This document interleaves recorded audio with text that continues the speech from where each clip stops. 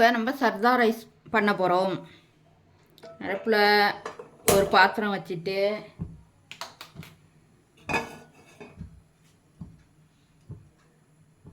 தண்ணி ஊற்றிக்கிறோம்.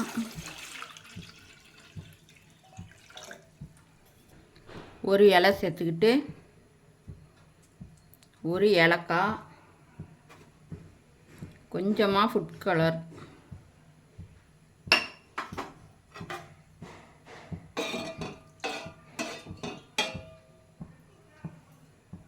தண்ணி நல்லா கொதிக்க விட்டு இந்த கப்பால் அரிசி எடுத்து வச்சுருக்குறேன்.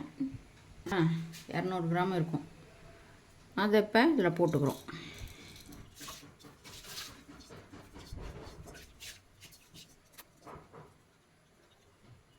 இது 3/4 பதம் வேக விட்டு வடித்து எடுத்துக்கணும்.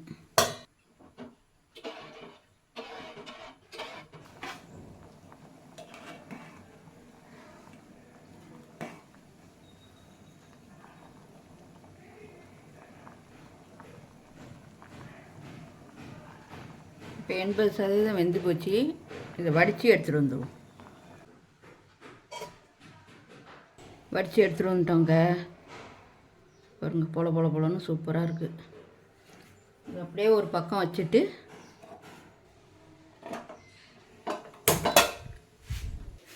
இப்போ 1/2 கப்பு அரிசி எடுத்து ஊற வச்சேன்னா அதே 1/2 கப்பு ஜீனி எடுத்துருக்கேன்.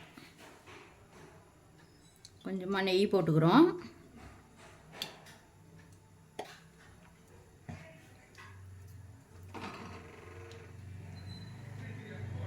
முந்திரி, திராட்சை, பாதாம், இது கொப்பரை தேங்காய் நாளையும் அந்த எண்ணெயில் வதக்கிக்கிறோம்.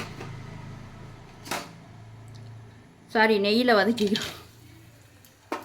திராட்சை, முந்திரி, பாதாம், கொப்பரை தேங்காய்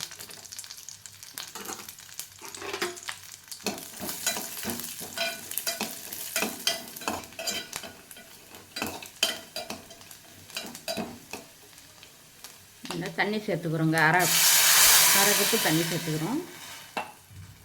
இப்போ அந்த ஜீனியை போட்டுக்கிறோம்.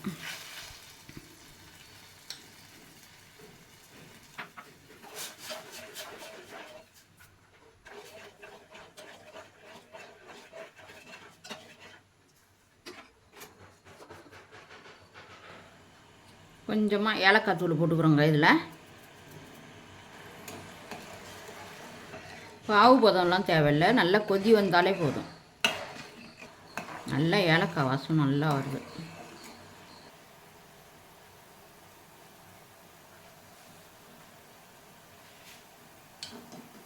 கொதி வந்துடுச்சுங்க. இப்போ இந்த ரைஸோடு அதை ஊற்றிக்கிறோம்.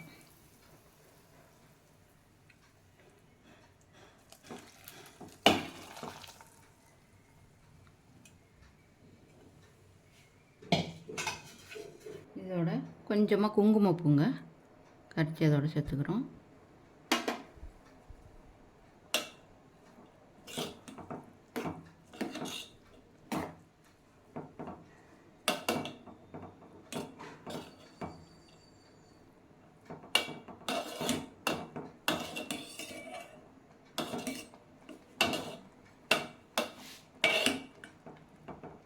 அப்படியே சிம்மில் வச்சு கொஞ்சம் நேரம் வேக விட்டுங்க.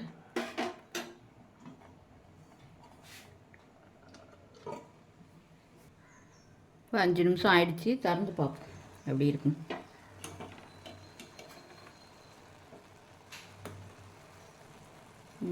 தண்ணியெல்லாம் வற்றி வருங்களேன்.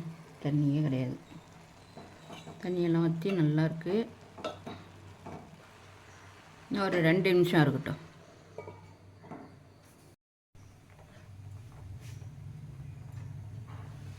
இது திறந்து பார்ப்போங்க. சூப்பராக ரெடி ஆகிடுச்சுங்க. அடுப்பை ஆஃப் பண்ணிடுறோம்.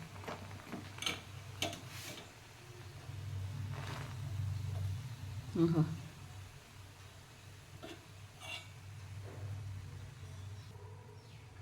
Sarda rice ready.